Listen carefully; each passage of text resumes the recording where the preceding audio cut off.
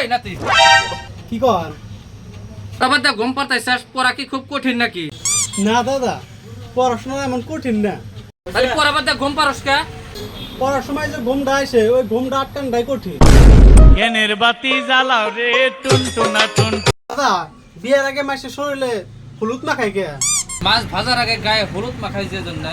দাদা, মাসের বিয়ের হাতে আর মাছ ভাজার হাতে কিসের সম্পর্ক আছে?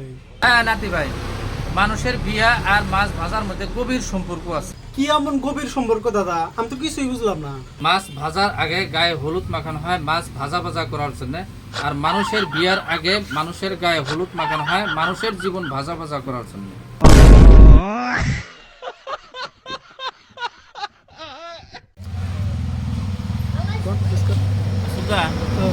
লাস্টের দিন কত নিছিলি?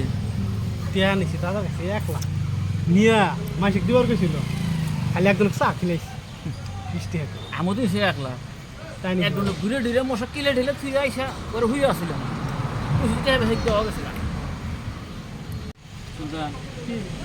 কত নিলি?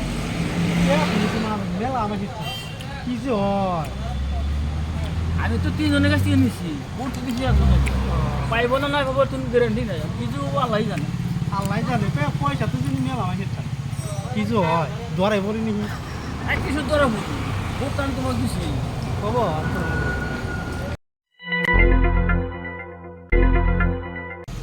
আসসালামু আলাইকুম।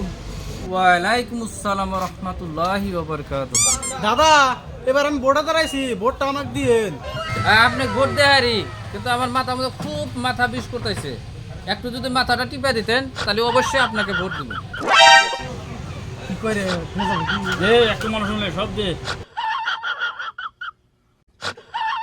তাহলে এখন হয়েছে তো, ভোটটা তাহলে দিয়েন। আমার ভোট তো এখানে নাই, আমার ভোট হলো বিটিসির, আঙ্গুর এখানে এখন ভোট নাই।